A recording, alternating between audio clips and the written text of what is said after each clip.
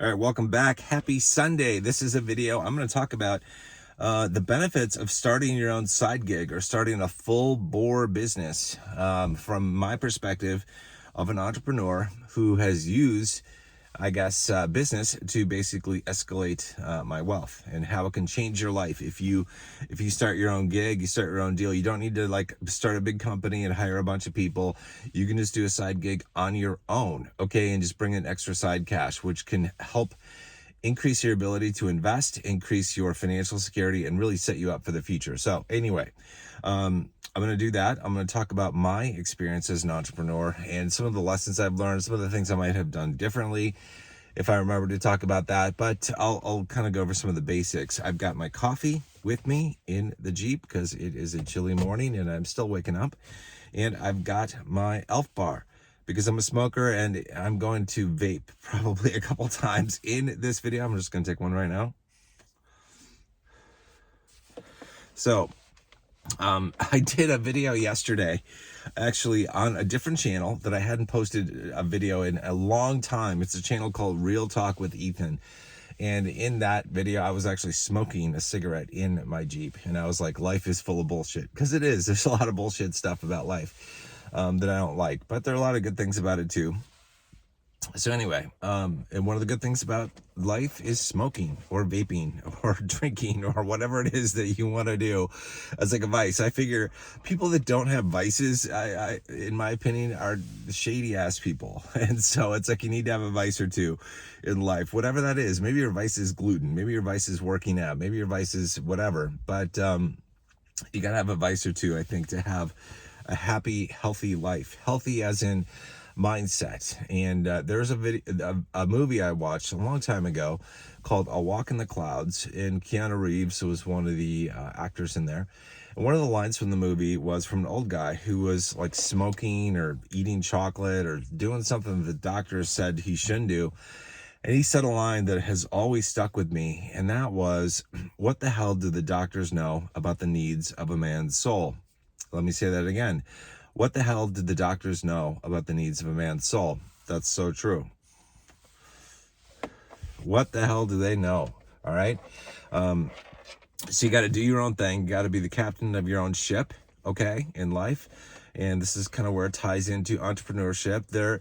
If you want to be the captain of your own life and in charge of your own destiny, I think a lot of times you have to start your own gig, start your own business, do your own thing. Most people are not. Most people are cogs in the gears, right? They're just a part of the machine. And that's because we are taught, like the school system basically teaches us to become employees. Go out, go to school, get good grades, go to college, get a degree so you can get a good job.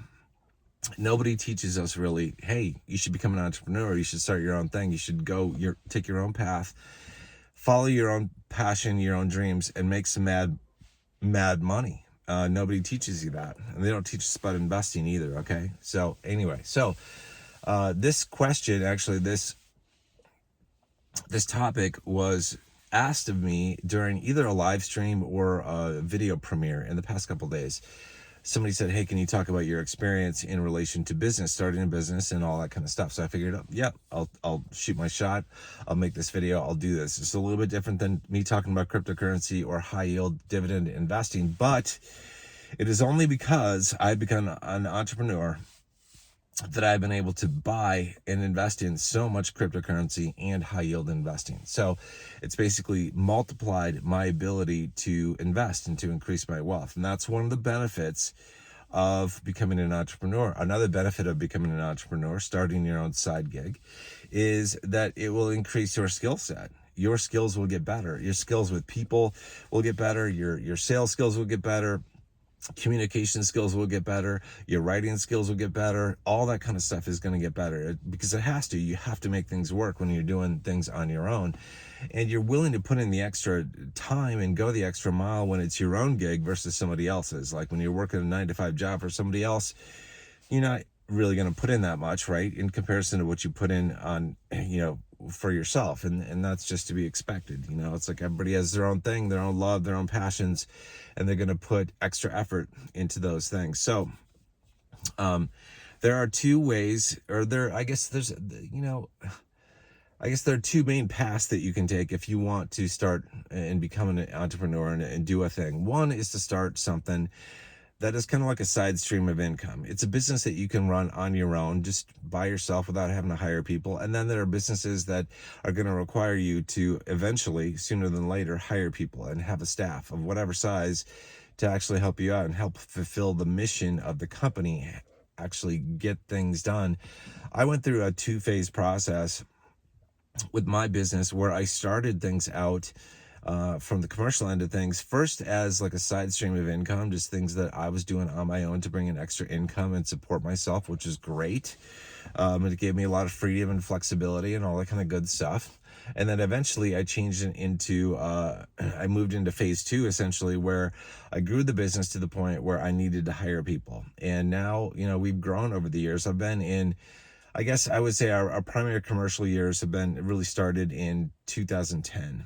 And so we have almost been in operation for about 14 years. And so it's like next year is going to be our 15th year. Prior to me starting the business, the full-blown operations, I was doing things as a hobby project really for 10 years. And I was bringing in some side income for most of those years from it. And that was kind of phase one. Phase two started in 2010 when I grew the business and I started to hire people. And now we have like close to 80 people in our company. So it's pretty crazy. It's pretty crazy where we are. I look back, I still remember the early years when it was just me. And it's where I felt like it was me against the world, where I felt like I didn't have the resources to do things and to accomplish big goals and dreams. And I felt like I wasn't going to be able to do it. I had a lot of self-doubt, in me. And it took a while to get to the phase where I was like, I'm going to fucking do this thing, man. I'm going to punch this thing out. I'm going to make it happen. So it took a while. So let me explain phase one first, what that was like. And first, I want to mention that I never took on any outside investors to start my company. I bootstrapped it. And what that means when you bootstrap it is basically you come to the table with your own money and you fund the business operations yourself. That's what I did. And to this day, we have never taken a single dime of money from outside investors. I've turned people down. It's like a lot of VCs, venture capitalists, are interested in investing in my company, but I don't entertain them. I don't want to hand over control of the company to them. I really love the company that I started, and it's a cash flowing baby for me, right? It's an ATM. It's a really good thing. I really love the people, all that kind of stuff. I don't want that to change. I don't want to bring in an outside investor to kind of who might screw things up. So I bootstrapped the company from day one, when it didn't actually require a whole lot of money to bootstrap, because I was just starting things as a side project on the side. I had a day job. I was going home at night and on the weekends, working on stuff, working on the website, putting things together and all that kind of stuff. So it started out very small. I was able to bootstrap it very easily. So what I did, I actually,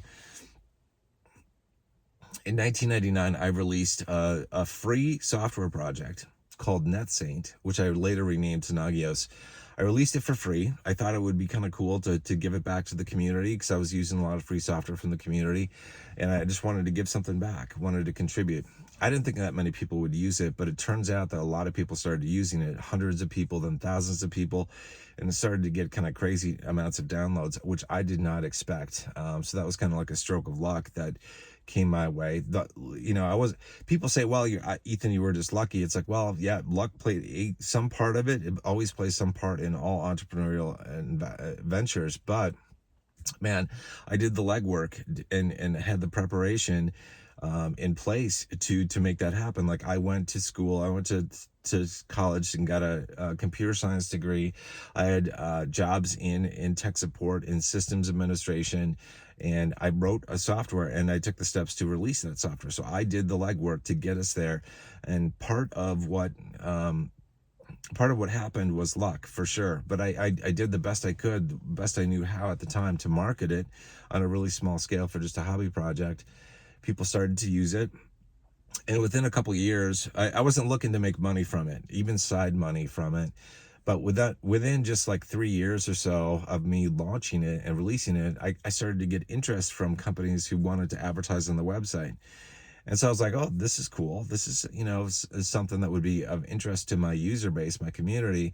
So I started to advertise certain companies' products. And as a result of that, I was able to bring in some pretty decent side income that helped support me, helped actually facilitate me getting out of debt, out of student loan debt, out of credit card debt, and build up some cash. So I was able to quit my day job, just focus on my software and opportunities around it full time. So I was able to basically, get out of my day job at that point because I had built up enough advertising income to support myself. And then in addition to that, I started to do some consulting, some remote consulting. Like if somebody wanted help with my software, I was willing to do that. I charged them, certain dollars per hour to do that. And I would bring in some additional money that way. So that was phase one. Okay. Phase two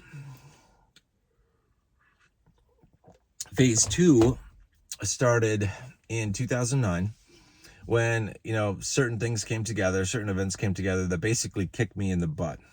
And I was like, okay, well, I need to change things up or I'm going to run out of money. Nagios needs a new future. My software needs a new future.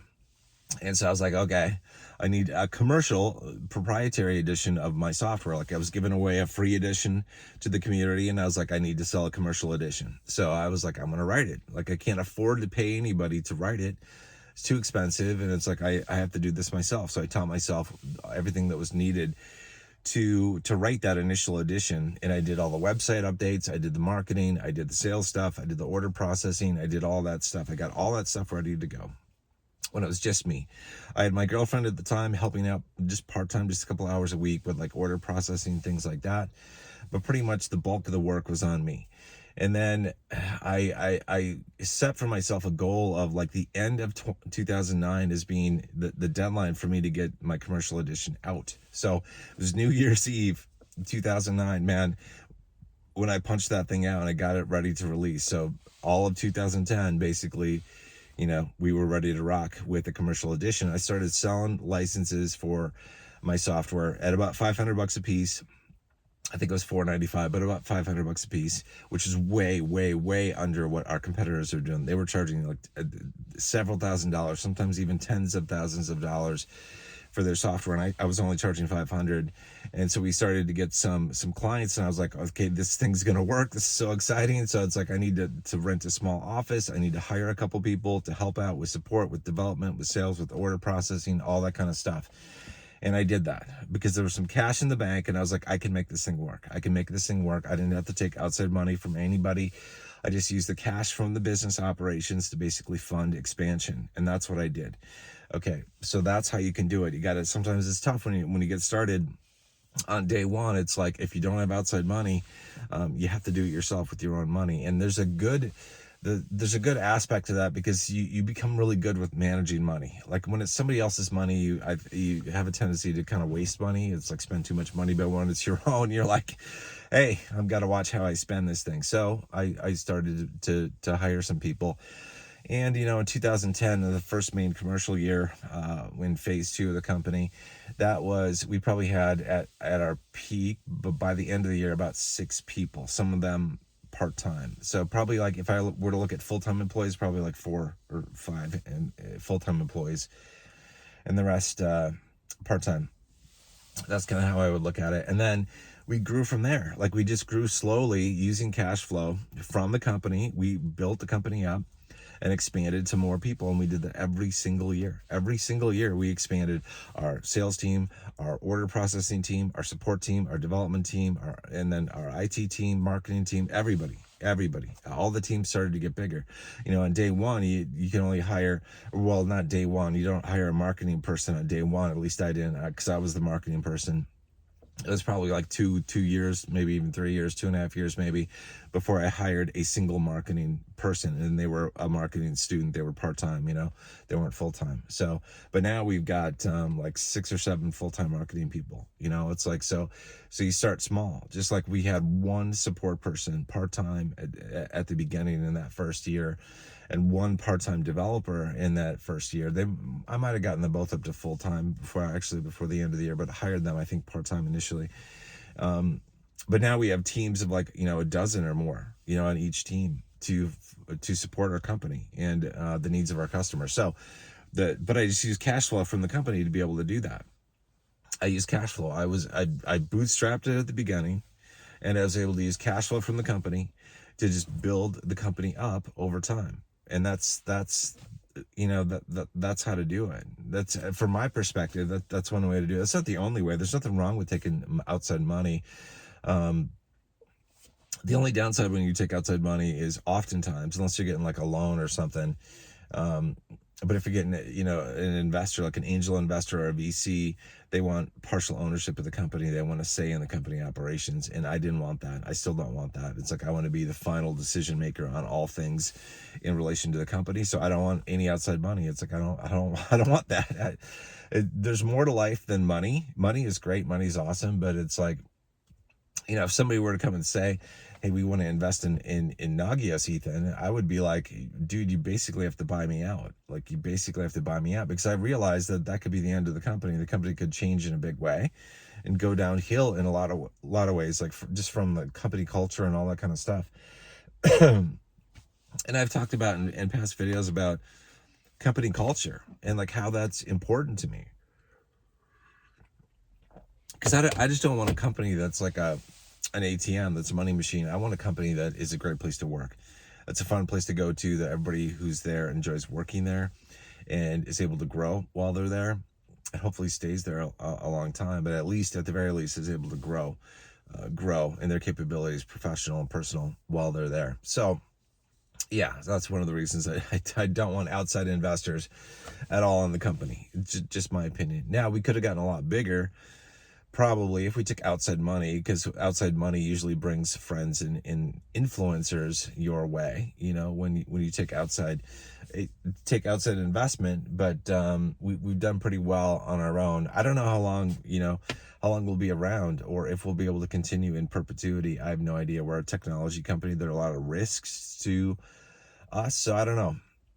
So that's one of the reasons why I invest so heavily. It's like, I just, someday the company might not be around, or the company might need my help. And that's one of the reasons I invest, because I'm like, someday the company might need my help.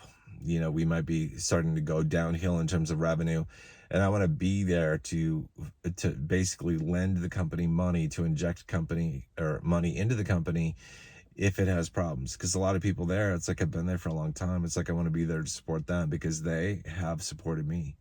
It's like, the company wouldn't be where it is right now. I wouldn't be getting the money I get right now if it weren't for them. So I want to be an investor so that I can come back and basically save them, so to speak, if it's necessary in the future. So that's one of the reasons why I invest like money's going out of style. It's like, I have to invest like crazy, because the company might need me in a big way, and 80 people plus all the expenses of running a business.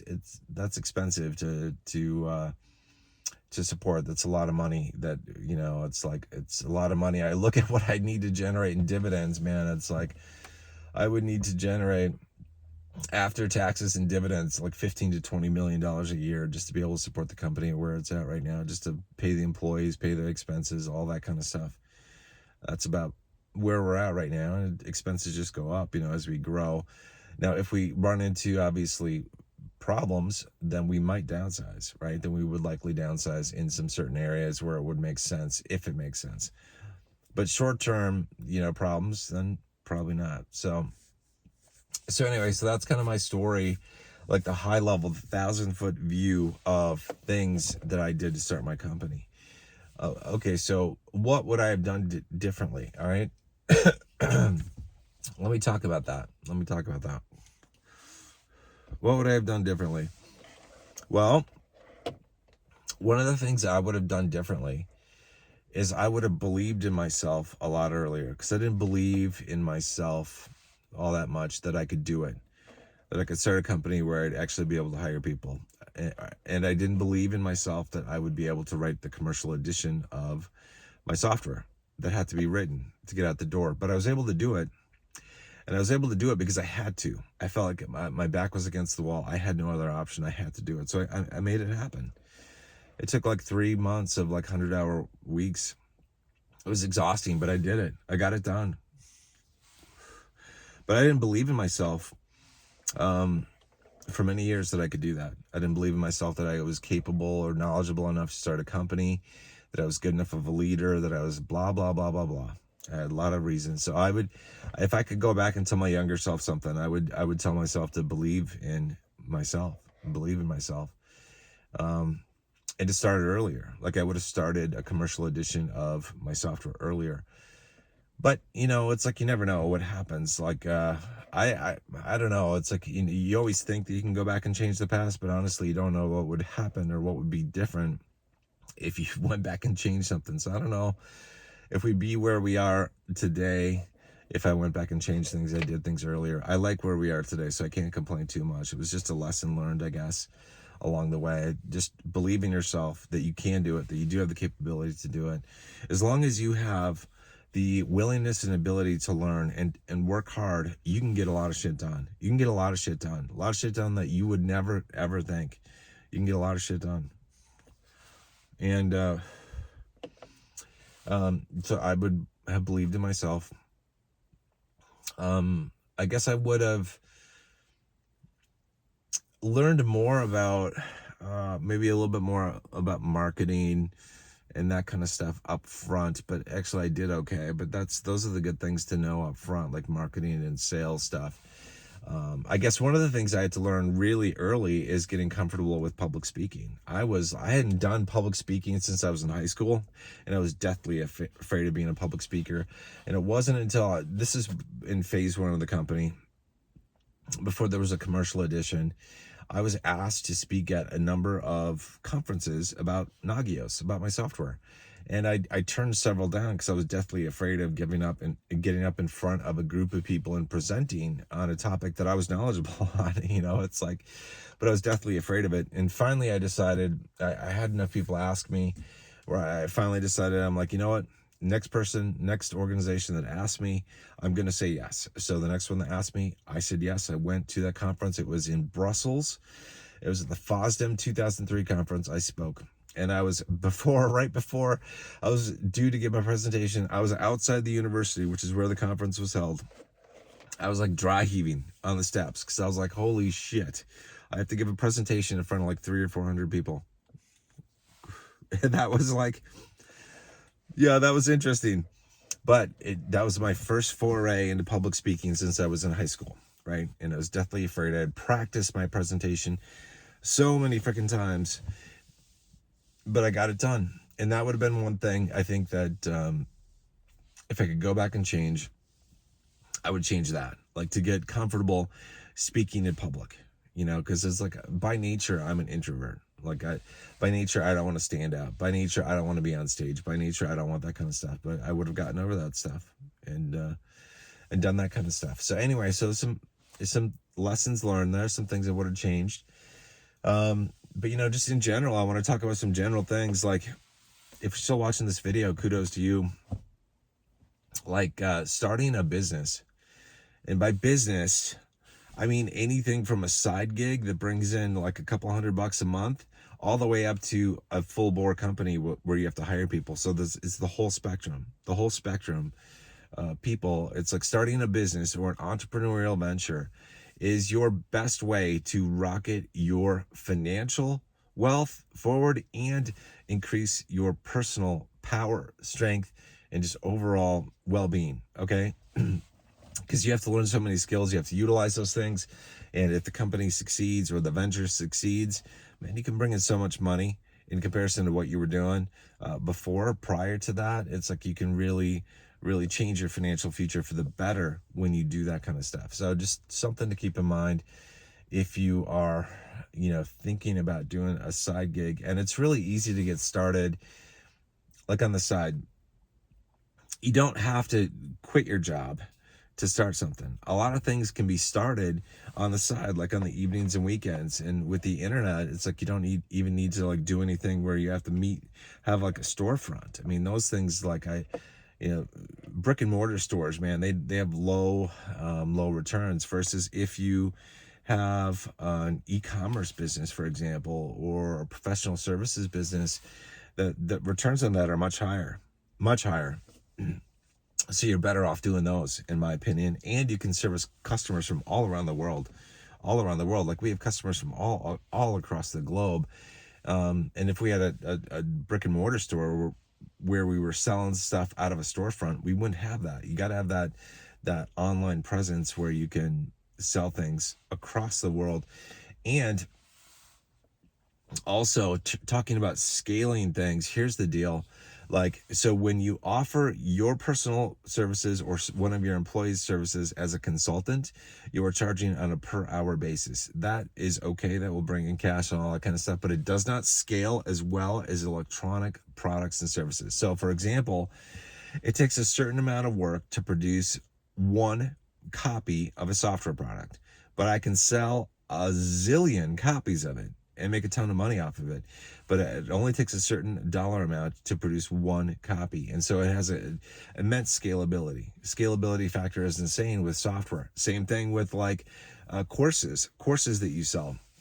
It takes a certain amount of time to put the course together, right? To create it.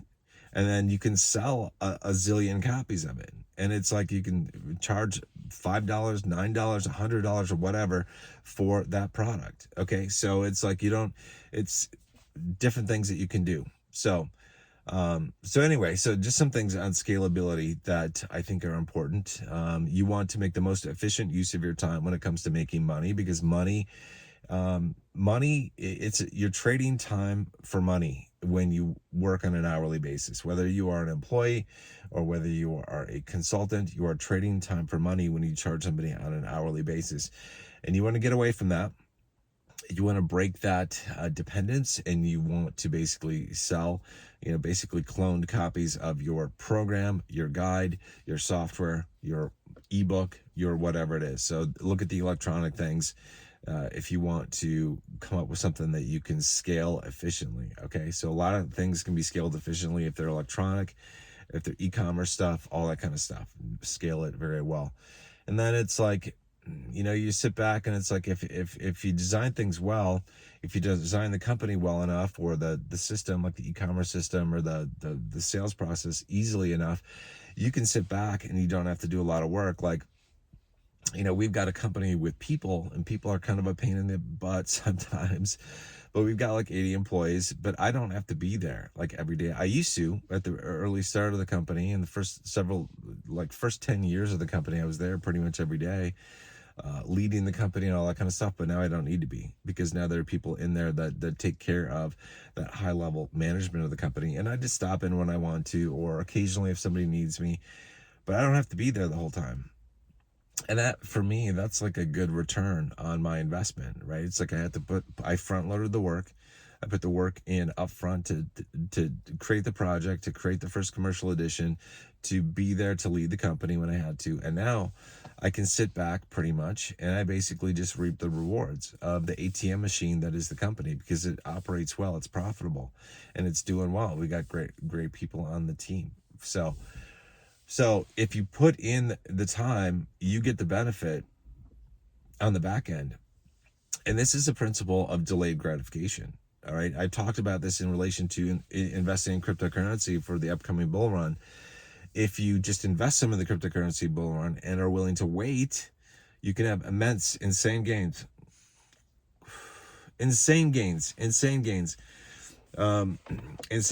in comparison to like investing in other things like high yield ETF. So the same principle applies with business. If you're willing to put in the work up front to design a good company, and put good people in there, put good processes in there, get everything set to go, you're using the principle of delayed gratification. Like, you're front loading the work, and on the back end of it, you have a lot of freedom.